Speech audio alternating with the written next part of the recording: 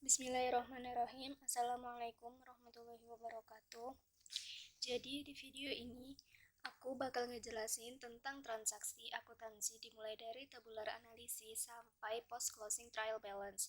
Jadi di sini aku udah siapin contoh transaksi yang dilakukan oleh Bu Seli selama bulan Juni.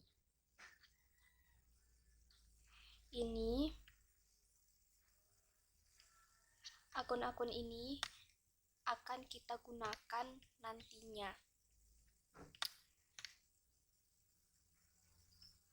Jadi sebelum itu kita akan membuat tabular analisis. Di tabular analisis ini kita akan menggunakan rumus sum. Jadi ini bisa kita hapus dulu.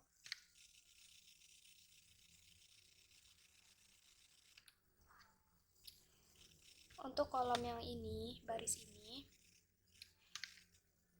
kita bisa gunakan rumus sum, buka kurung, lalu kita geret di akun cash seperti ini, lalu tutup kurung.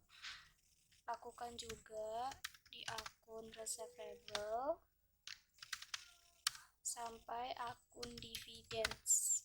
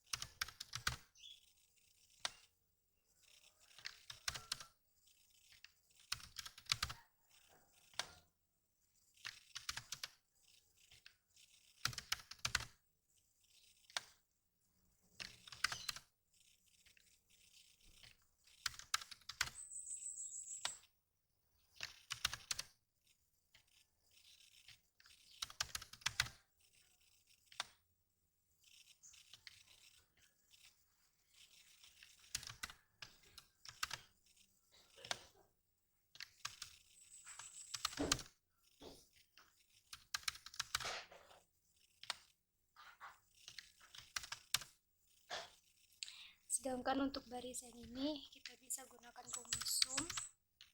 Hanya saja yang kita ambil adalah baris ini, dari cash sampai equipment.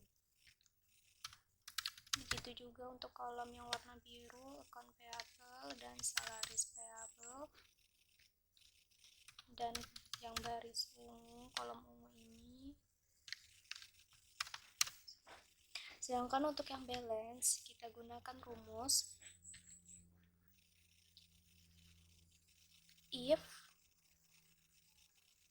lalu kita ambil yang bagian ini, lalu kita tambahkan antara kolom yang biru ini dengan yang ungu ini. Sekarang kita ke transaksinya.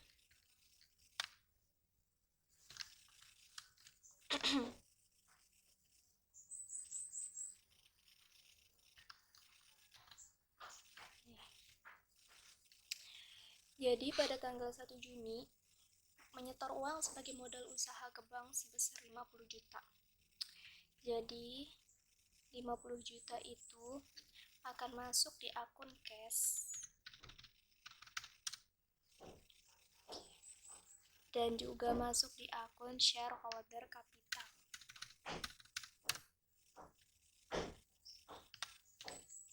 Lalu pada tanggal 3 Juni membeli tanah seharga 20 juta. Jadi di akun cash berkurang sebesar 20 juta. Ini bisa dilihat ya, tanda cek lagi berarti itu ada yang salah. Jadi di sini itu harus balance. Oke, kembali yang tadi, ini di akun cash berkurang sebesar 20 juta dan di land bertambah sebesar 20 juta. Lalu pada tanggal 4 Juni membeli peralatan seharga 6 juta.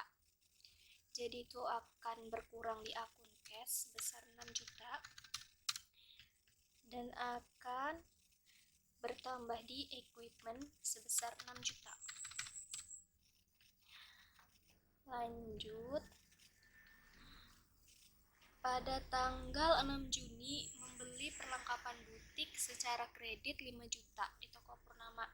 Karena ini secara kredit, maka disuplai akan bertambah sebesar 5 juta. Dan di akun payable juga bertambah sebesar 5 juta. Lalu pada tanggal 7 Juni membayar pekerja paruh waktu dengan gaji 1.200.000 per bulan. Karena di sini tertulis efektif bulan Juli, maka ini bisa kita skip karena yang kita data ini hanya transaksi pada bulan Juni. Next, pada tanggal 9 telah selesai mengerjakan layanan jasa untuk acara pernikahan Bu Permata dan sudah difakturkan untuk ditagih senilai 8 juta. Artinya, Bu Sally sudah mengerjakan layanan jasa, hanya saja itu belum dibayar. Jadi, itu akan masuk ke akun receivable sebesar 8 juta dan juga masuk di akun revenue sebesar 8 juta. Lalu pada tanggal 10 membayar biaya iklan sebesar 300.000. Jadi di akun cash akan berkurang 300.000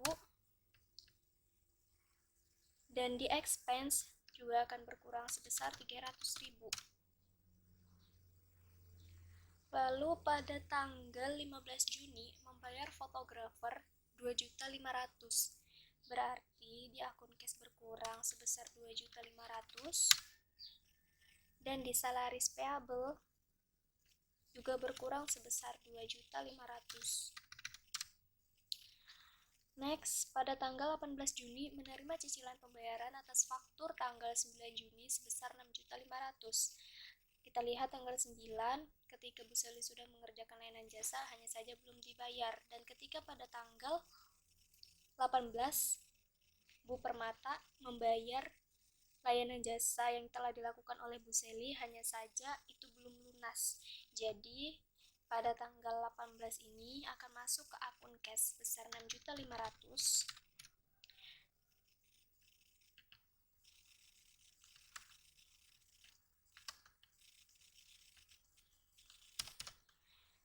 dan akan masuk di akun revenue juga sebesar 6.500.000.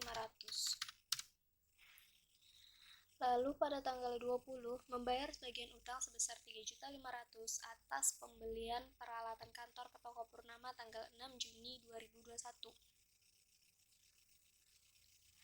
Kita lihat pada tanggal 6 ketika Bu Sally membeli perlengkapan butik secara kredit, dan pada tanggal 20 Bu Sally membayar sebagian utang itu hanya saja belum lunas. Jadi itu di akun cash akan berkurang sebesar 3.500.000 dan di akun payable juga berkurang sebesar 3.500.000. Lalu pada tanggal 23 Juni menjual 3 kupon seharga 50.000 per kupon sebagai bentuk diskon saat berbelanja di butik. Karena satu kupon harganya 50.000 dan yang dijual adalah 3 kupon, maka 3 dikali 50.000, maka totalnya 150.000. Jadi ini akan masuk ke akun cash sebesar 150.000 dan juga akan bertambah di akun revenue sebesar 150.000. Pada tanggal 29 menerima 20 juta dari hasil penjualan butik, maka akan masuk di akun cash sebesar 20 juta dan juga masuk di akun revenue 20 juta. Terakhir, pada tanggal 30 Juni membayar gaji karyawan 9 juta, maka di akun cash akan berkurang sebesar 9 juta dan di salaris payable juga berkurang sebesar 9 juta. Hasilnya balance ya. Next, sekarang kita akan membuat jurnal umum. Sebelum kita membuat jurnal umum, kita akan membuat validasi data. Gimana caranya membuat validasi data? Kita bisa buat contohnya di sini. Misal kita kasih nama accounts, lalu kita klik, kita pilih data, lalu pilih validasi data. Kita bisa klik tambah aturan. Misal kita buat dari sini, kita bisa klik ini, lalu kita bisa geret ini sembarang kita maunya sampai mana, misal sampai sini, lalu kita klik OK. Udah jadi. Lalu untuk yang ini kita pilih drop down dari rentang, lalu ini bisa kita geser ke atas. Nah, akun ini kita gunakan. Kita bisa ambil yang ini atau dalam bahasa Indonesia terserah. Lalu kita bisa klik pilih rentang data, lalu ini kita geret, lalu kita klik OK. Oke, kembali ke yang tadi. Nah, kita bisa lihat, nih kita bisa milih. Oke, lalu ini terserah kita mau kasih warna apa. Kalau sudah, kita bisa klik selesai. Oke, kita lanjut kembali ke jurnal umumnya.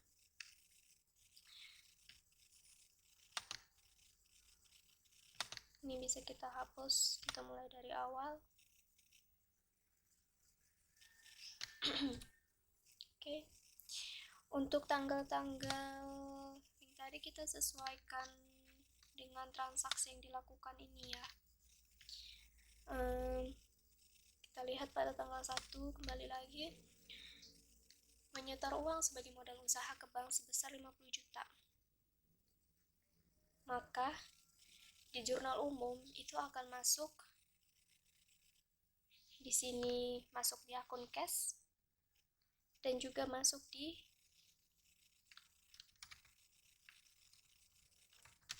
Seli Capital. Di cash dia akan masuk di debit sebesar 50 juta dan di kredit sebesar 50 juta. Lalu pada tanggal 3 Juni membeli tanah seharga 20 juta. Maka itu akan masuk di akun land untuk di debit dan cash untuk di kredit.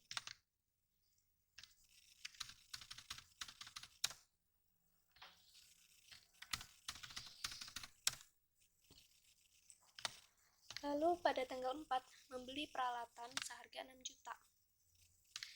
Maka di equipment masuk di debit, sedangkan cash di kredit sebesar 6 juta.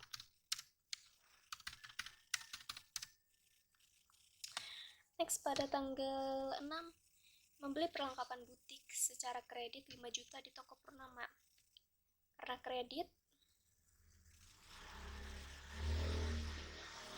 ini akan masuk di supplies, di debit, dan akun payable masuk di kredit sebesar 5 juta. Next, pada tanggal 7 Juni membayar pekerja paruh waktu dengan gaji 1.200.000 per bulan. Karena ini efektifnya bulan Juli, otomatis itu akan masuk di no entry. Jadi kita bisa pilih no entry dan di debit 1.200.000. Lalu pada tanggal 9 telah selesai mengerjakan layanan jasa untuk acara pernikahan Bu Permata dan sudah difakturkan untuk ditagih senilai 8 juta. Karena telah selesai mengerjakan layanan jasa hanya saja belum dibayar, itu akan masuk di akun receivable dan juga service revenue. Jadi account receivable-nya di debit sebesar 8 juta, service revenue-nya di kredit sebesar 8 juta. Next, pada tanggal 10 membayar biaya iklan 300.000. Maka pada tanggal 10 di kita pilih advertising expense di debit dan di cash di kredit. Jadi di advertising expense sebesar 300.000, di cash kredit 300.000. Next, pada tanggal 15 membayar fotografer 2.500.000. Maka yang masuk di debit adalah akun salaris expense dan yang di kredit adalah cash. Jadi di salaris expense-nya sebesar 2.500.000 di debit, sedangkan di cash kreditnya sebesar 2.500.000 juga. Lalu pada tanggal 18 menerima cicilan pembayaran atas faktur tanggal 9 Juni sebesar 6.500.000. Ini pembayaran yang dilakukan oleh Bu Permata atas layanan jasa yang telah dilakukan oleh Bu Seli. Jadi karena baru dibayar, itu akan bertambah di cash, masuk di debit, sedangkan di kredit adalah service revenue. Jadi kita bisa masukkan sebesar 6.500.000.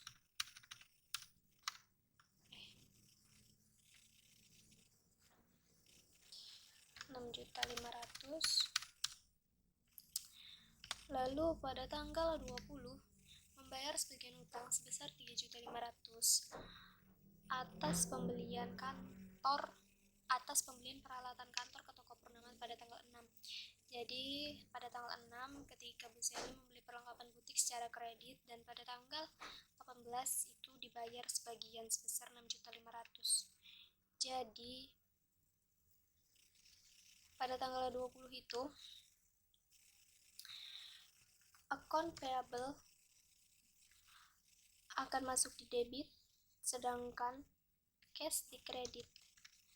Ini sebesar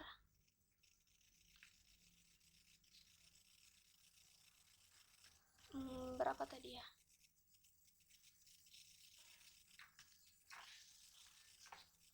Rp3.500.000.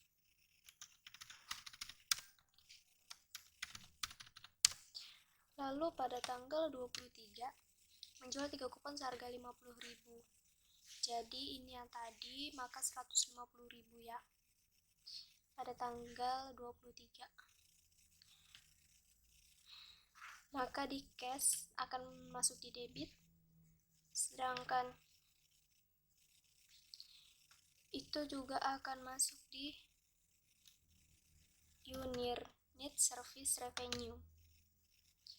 Jadi ini bertambah sebesar 150.000 dan di kredit juga 150.000.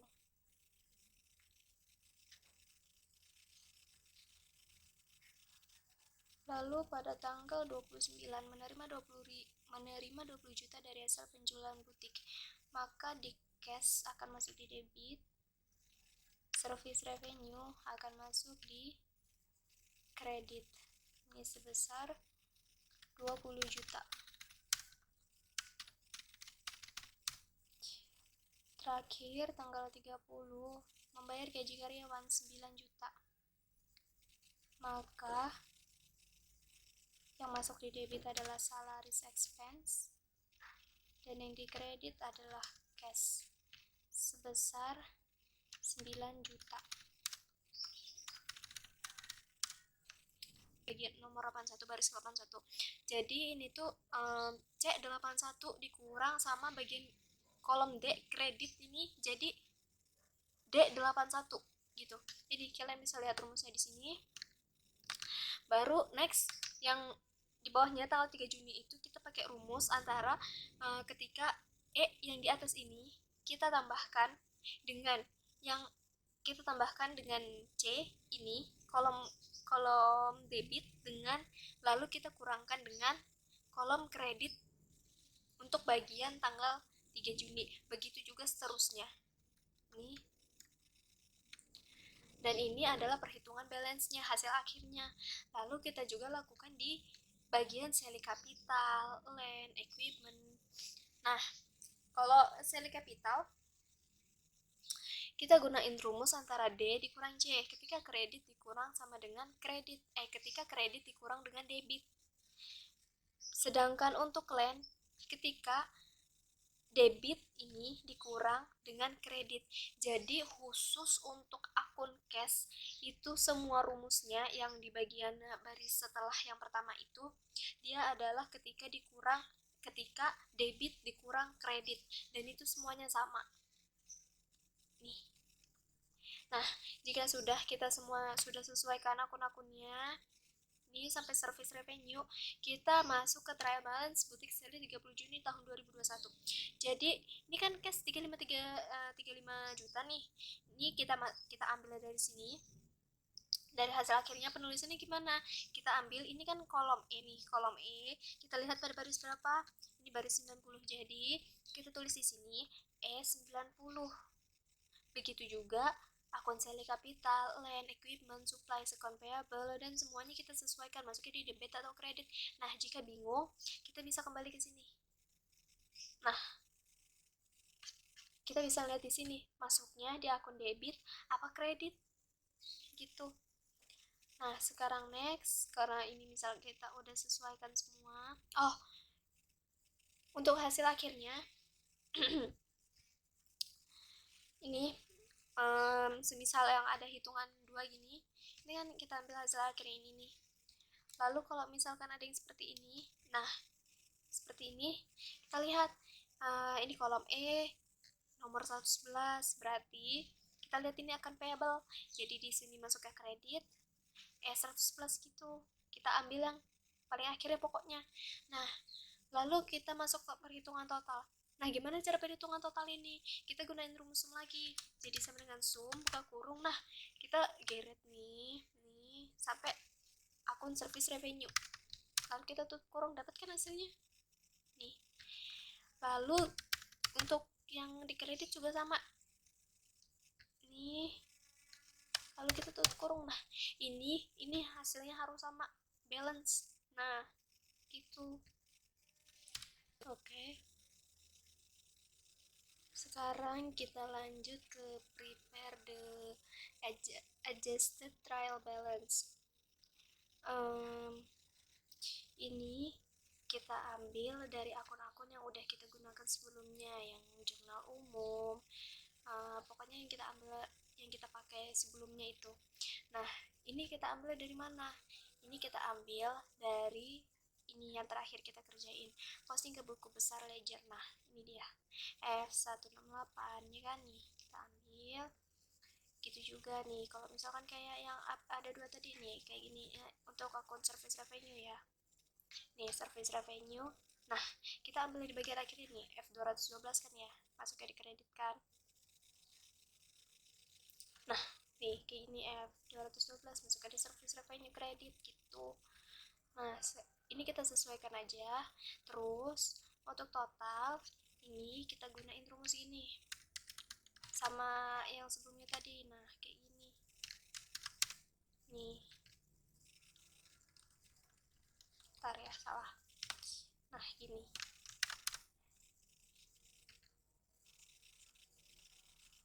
oh nih, nah itu kayak gini. Kita juga gunain rumus gini sama nih. Nah gini, maka ini juga harus balance hasilnya. Nah terus kita masuk ke income statement Sally Boutique di akhir bulan pada tanggal 30 Juni ya. Nah ini untuk income statement kita ada revenues, expense, dan net income. Nah revenues itu kita ambil yang ini ya, service revenue. Nah kita masukin. Nah untuk yang ini kita ambil yang di sini nih service revenue. Nah ini dia.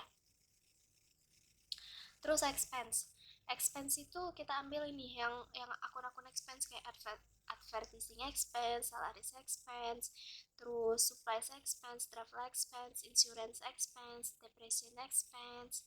Nah itu kita ambil, ini kita masukin karena itu masuknya di ini ya, kita masukin di debit nih, debit kredit, inget gitu.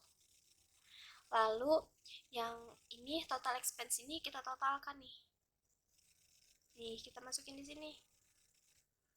Nah terus net income ini dapat dari mana? Ini net income ini antara service revenue nih dikurang dengan yang net income, dikurang dengan yang total expense, hasilnya 21.400 nih. Ini rumusnya. Jadi ini service revenue dikurang total expense. Nih, ini hasilnya, dapat kan? Terus kita lanjut ke owner equity statement. Nah, beginning capitalnya ini 50 juta. Ini modal yang kita gunain di awal, oke? Ini yang kita ambil dari sini nih. I83 ya. Kita lihat kolom I nih nomor 83. Baris 83. Nih.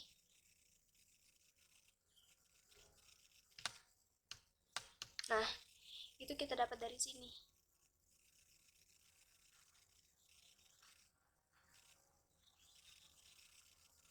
Nih.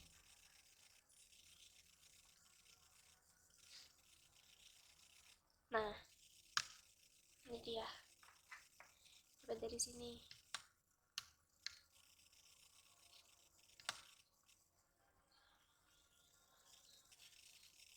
Kan beginning capital ya. Terus yang net income itu kita ambil dari sini. Nah, lihat G258 nih. Terus investment drawing ini nggak ada ya, jadi kosong nilainya. Terus ending capitalnya ini gimana gitu. Nah, ini gimana dapat 1.400.000, ini ditambah ini tambah ini tambah ini, jadi keempatnya ini ditambah.